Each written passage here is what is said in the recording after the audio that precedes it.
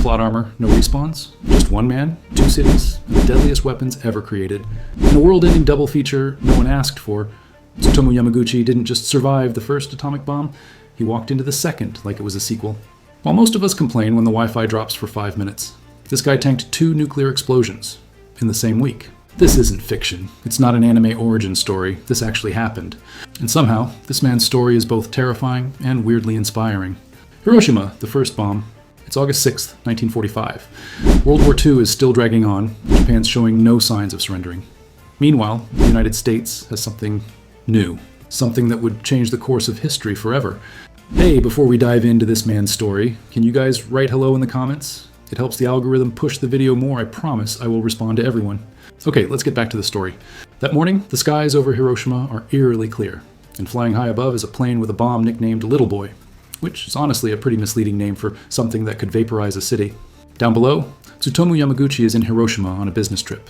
He's 29 years old, an engineer for Mitsubishi, and he's literally about to head back home to Nagasaki. He's walking toward the shipyard when the world suddenly turns white. Little Boy detonates. Yamaguchi gets blown off his feet. He's roughly 3 kilometers, about 2 miles, from ground zero. His body is scorched, his eardrums rupture, and he gets a massive dose of radiation, but he survives. He stumbles through a nightmare. A city reduced to fire and shadows with people melting, buildings gone, and silence louder than any bomb.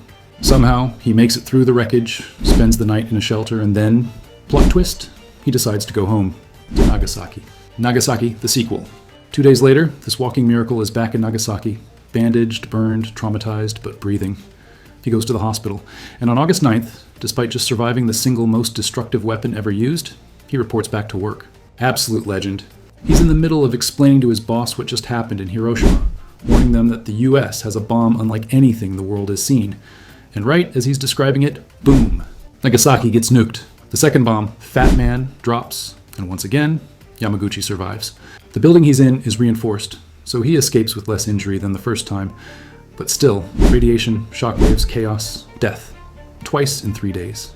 It's hard to even imagine that kind of trauma. He wasn't just lucky, he was unreasonably alive.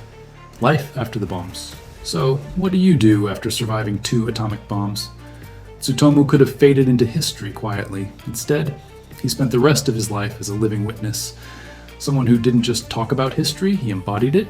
He dealt with severe radiation effects, burns, infections, long-term illness. But he lived. Not for weeks, not for years. He lived until 2010. He lived to be 93 years old.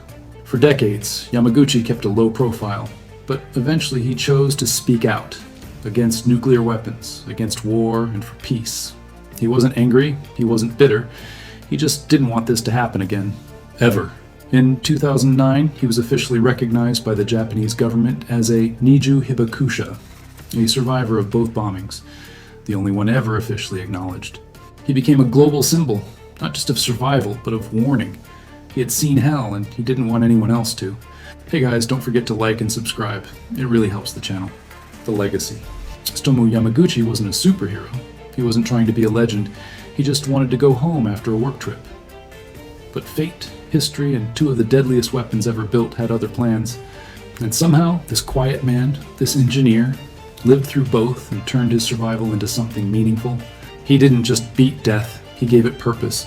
So, yeah, next time you think you're having a bad week, just remember, Yamaguchi got nuked twice and still clocked in for work.